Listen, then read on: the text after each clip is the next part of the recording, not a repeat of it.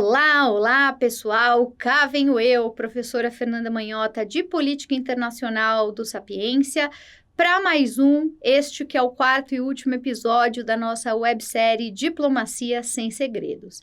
E olha, se até aqui a gente já desvendou muita coisa sobre a carreira diplomática, do processo de aprovação, a rotina nos postos do exterior, agora é a hora de dar um passinho além. Hoje a gente vai falar sobre aquilo que raramente aparece nas entrevistas, nos editais e até nos livros preparatórios. A vida real por trás da função. Os bastidores emocionais, logísticos, familiares de quem escolhe representar o Brasil mundo afora. Afinal de contas, como é criar filho mudando de país a cada poucos anos? O que acontece com a carreira de um cônjuge, por exemplo, que também é profissional, mas precisa se reinventar a cada nova remoção? É possível continuar estudando, fazer mestrado, doutorado? E se você quiser exercer a sua profissão de origem em outro país, será que pode? Bom, e para quem quer fazer pós-graduação no exterior? E quem quer levar pet? Casar com estrangeiro? Nesse episódio, a gente quer falar de tudo isso com franqueza e com profundidade. Nós queremos falar com base nos nossos entrevistados diplomatas, nos nossos ex-alunos, porque a diplomacia é, sim, uma carreira de prestígio, de serviço público, de relevância estratégica, mas ela é também, como tudo nessa vida, feita de pessoas. Pessoas que sentem, que recomeçam, que conciliam decisões profissionais com escolhas afetivas. E que, claro, precisam o tempo todo, nessa travessia, buscar um certo equilíbrio, o equilíbrio possível. Eu quero deixar esse convite para você e espero que você possa me acompanhar em mais essa. Bom, quais são os riscos e desafios para um diplomata? A gente já consegue afirmar até aqui que o diplomata deve ser capaz de se adaptar a diferentes condições de vida, já que ele pode viver em países variados, com situações de instabilidade política, social, econômica, com riscos para a saúde ou até para a sua segurança. O que muita gente pode ignorar é que, em algumas vezes, o diplomata pode se tornar alvo de ações violentas com fins políticos. Ainda que não tenha notícia de servidores diplomatas brasileiros sofrendo esse tipo de ação, essa é uma possibilidade real e presente, mesmo que remota. Isso exige, gente, um preparo emocional, flexibilidade, resiliência e, acima de tudo, um certo comprometimento com o papel que se escolheu desempenhar. Para além da segurança, dos desafios geopolíticos, também tem um fator que pesa bastante na vida de muitos diplomatas, que é a família. E é disso que a gente vai falar hoje. Questões familiares, elas podem ser o ponto de dúvida e de receio para muitas pessoas que pensam em ingressar na carreira diplomática, sobretudo mulheres aqui no Brasil. Quando a gente fala do nosso país, o diplomata é, em muitos aspectos, um servidor público como outro qualquer. A vida da família costuma seguir a rotina normal de estudos, trabalho, consultas médicas, trânsito, mercado, tarefas escolares, enfim, aquela rotina parecida com a de qualquer outra família. Mas quando o diplomata ele é designado para um posto no exterior, quando ele vai se mudar para fora, aí é que a vida se transforma e quem mais sente essa transformação é propriamente o núcleo mais próximo. Para o diplomata, a rotina de trabalho segue com poucas alterações. Ele continua a falar em português, muitas vezes, ele segue as orientações da Secretaria de Estado das Relações Exteriores, ele vai lidar com colegas que, na maior parte do tempo, ele já conhece de outros postos, e até de turmas, anteriores, às vezes da própria turma lá no Instituto Rio Branco. Mas, veja só, para os familiares desse diplomata, o impacto é real e muitas vezes, assim, de sopetão, imediato. São eles, esses familiares, que precisam se adaptar de maneira mais intensa, a essa nova cultura, a uma nova língua, às vezes aos hábitos locais. São eles que vão ao supermercado, que recebem o eletricista, que leva a criança para a escola, que constroem uma nova rede de apoio do zero, O diplomata segue em missão e a família passa por uma reinvenção. No caso dos filhos, a adaptação pode ser ainda mais complicada. Em alguns destinos de língua portuguesa ou espanhola, os diplomatas relatam passar por pelo menos dificuldades mais moderadas, pelo menos no que tange ao quesito língua. Mas em alguns outros, a própria barreira linguística, ela pesa, né? E não raro, as escolas disponíveis são apenas instituições internacionais privadas, que têm mensalidades que nem sempre cabem no bolso da família, né? E que precisam, claro, também envolver decisões difíceis. Como o Itamaraty ainda não viabilizou um auxílio específico para cobrir os custos educacionais no exterior, e até aqui são várias as críticas de diplomatas nesse sentido, essa questão pode até influenciar na escolha do posto de remoção, especialmente para quem tem filhos em idade escolar. Agora, pensando numa outra dúvida que surge com frequência, especialmente entre aqueles que já têm uma vida profissional estabelecida, a pergunta que vem acompanhada da questão dos filhos é o que acontece com o cônjuge do diplomata durante uma missão no exterior, né? Assumindo aí que esse cônjuge também não seja um diplomata de carreira.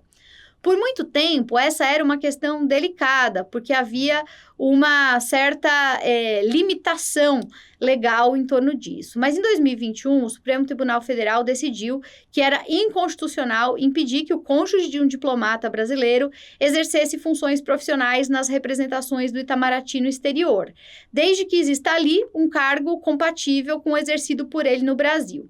E essa decisão foi clara.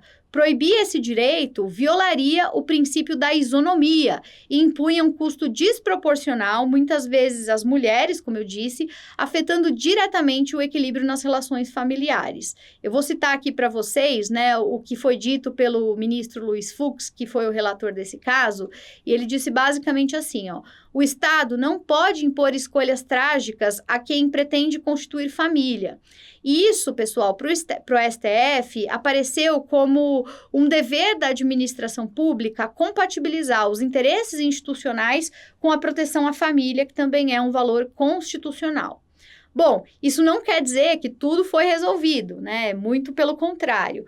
Mas, de alguma forma, recentemente, com esse avanço, a legislação brasileira passou a permitir que o cônjuge de um diplomata continue exercendo funções públicas no exterior, claro, considerando, né, que precisa se adequar também às regras locais do país em que se pretenda viver.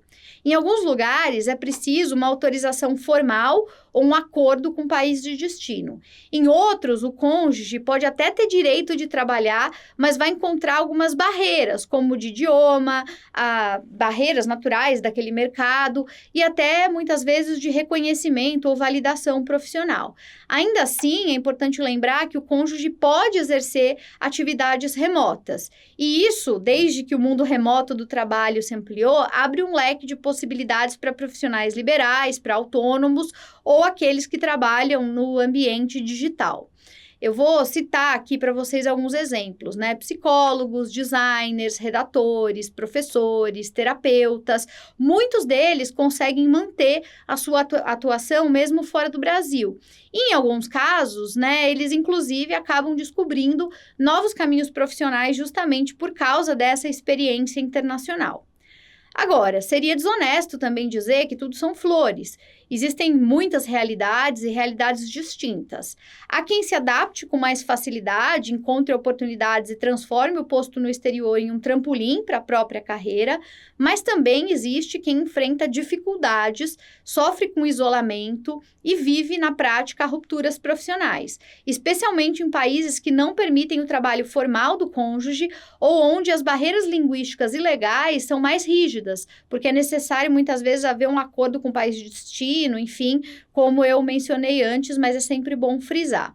Cada vivência, cada experiência ela é única e o que a gente pode proporcionar, mais do que respostas prontas, é informação, reflexão e espaço para escolhas conscientes. A boa notícia é que hoje existe muito mais suporte institucional e cada vez mais famílias diplomáticas encontram meios de conciliar as suas vidas, né, as suas vidas pessoais e profissionais com os desafios da mobilidade internacional. Bom, E nesse caso, quando a gente está falando de remoção, cônjuges, filhos, sempre aparece o pessoal, né, mães e pais de pets, aqui nos nossos canais, perguntando, afinal de contas, eles fazem parte da família. E eles têm que ser considerados nos planos da mudança. Então, vou dar aqui os 2 segundos sobre esse assunto, que vale a pena se você está preocupado com isso. A boa notícia é que os diplomatas, eles podem levar, sim, os seus animais de estimação para os postos no exterior, desde que respeitadas as regras sanitárias e de imigração de cada país. Então, assim como se você se mudasse por outra finalidade, também vale para os diplomatas. Vai ser necessário apresentar carteiras de vacinação, comprovante de saúde, muitas vezes passar por períodos de quarentena, às vezes é necessário providenciar ali uma papelada, documentos específicos, mas os pets, eles podem te acompanhar. É claro, eles não são considerados dependentes legais, os custos dessa operação são de responsabilidade da família, mas não existe por parte do Itamaraty nenhum tipo de restrição ou proibição. Muito bem, inclusive é por isso que muitos diplomatas consideram o destino de remoção também considerando o bem-estar dos seus animaizinhos, afinal de contas eles são ali parte de um núcleo afetivo que sustenta a vida e a família num constante movimento de equilíbrio. Eu comentei um pouco sobre a questão dos filhos, falei um pouco sobre cônjuges, sobre pets, e, bom, é hora de tocar num tema que gera bastante curiosidade. É aquela pergunta clássica do se é possível casar com um estrangeiro sendo diplomata. E aí a resposta é afirmativa, você pode, mas vem junto uma série de ressalvas importantes. De acordo com a legislação que rege o Serviço Exterior Brasileiro, o diplomata precisa solicitar autorização formal do Ministério de Relações Exteriores para casar com uma pessoa de nacionalidade estrangeira. E isso vale tanto para quem já é diplomata e decide se casar depois da posse, quanto para quem já é casado com estrangeiro e deseja ingressar na carreira. Lembra que eu falei disso lá no primeiro episódio? Então, esse cuidado, ele existe porque o diplomata atua diretamente na defesa dos interesses do Brasil no exterior. E por isso ele precisa ser transparente com relação aos vínculos que, em tese, possam gerar conflito de interesse ou algum tipo de vulnerabilidade institucional ou estratégica. É uma exigência compatível com a natureza desse próprio cargo, né? Então, é compreensível que seja assim. Agora, não informar esse tipo de casamento pode trazer consequências sérias. Se você fizer tudo isso e não cumprir com os requisitos, o diplomata, nesse caso você, corre o risco de ter a sua inscrição no concurso cancelada, se você ainda estiver prestando o concurso lá nas fases iniciais. Você pode não ser matriculado no Instituto Rio Branco, se já tiver sido aprovado no concurso, ou você pode perder o cargo se você já tiver em exercício, enfim, né, com vínculo descoberto sem a devida autorização. Além disso, gente, a mesma regra se aplica para quem deseja casar com brasileiros que trabalham para governos estrangeiros ou que recebam qualquer tipo de comissão, pensão ou vínculo funcional de outro país. A lógica basicamente é a mesma, né? A lógica segue o mesmo princípio. O objetivo é, de novo, resguardar a imparcialidade, a integridade da atuação diplomática. Falando ainda em planos pessoais, muitos diplomatas também sonham em continuar os seus estudos acadêmicos fora do Brasil. E aí vem a boa nova. Sim, isso é possível. O Ministério de Relações Exteriores prevê, lá na sua regulamentação interna, a possibilidade de afastamento para a realização de cursos de pós-graduação no Brasil ou no exterior, tanto em programas estrito sensu, né, ali mestrado, doutorado, quanto lato sensu, como as especializações. Agora, tem algumas regras, algumas condições. Para o mestrado, por exemplo, o diplomata deve ter, no mínimo, 3 anos de efetivo exercício no cargo, para o doutorado são 4 anos. E há ainda, gente, exigências relacionadas ao não usufruto de outras licenças recentemente, além da aprovação do projeto de pesquisa para uma comissão interna. Ou seja, você pode sim estudar e estudar fora, mas não é simplesmente automático. Tudo precisa ser bem planejado, com antecedência, passar pelos procedimentos e ter as devidas justificativas técnicas. O afastamento tem prazos que também são pré-definidos: 24 meses para mestrado, 48 meses para doutorado e 12 meses para pós-doutorado. E é nessa hora que surge uma dúvida comum. E se no meio do curso surgiu uma remoção, uma necessidade de retorno ao Brasil? Muito que bem. Nesse caso, é importante saber que a autorização pode ser revogada a qualquer momento, de acordo com o interesse da administração. E isso, pessoal, significa, na prática, que a continuidade dos estudos depende também da conjuntura do Itamaraty e da forma como o diplomata organiza sua trajetória. Por isso, quem deseja seguir na vida acadêmica, né, dentro da carreira diplomática, precisa equilibrar, né, essa paixão pelos estudos com certa flexibilidade e senso de oportunidade. O planejamento, no final do dia, é o segredo de qualquer negócio. E é ali que você vai fazer tudo caber: carreira, família, casamento, filhos, estudos e, por que não, também lá o seu pet dentro de casa. Antes de fechar esse último episódio da websérie Diplomacia Sem Fronteira, tem uma dúvida comum de quem já trabalha na iniciativa privada ou que tem uma carreira estabelecida e que está considerando migrar para a diplomacia. É aquela pergunta: será que eu posso continuar exercendo minha profissão paralelamente ao trabalho de diplomata? Eu posso dar aula, manter meu consultório, continuar na advocacia, enfim? E a resposta, gente, nesse caso, precisa ser dada com bastante responsabilidade, porque envolve uma série de aspectos legais muito específicos da função pública federal. Os diplomatas, eles são servidores públicos da União, e como todo funcionário público federal de carreira, eles devem se dedicar exclusivamente ao Estado brasileiro.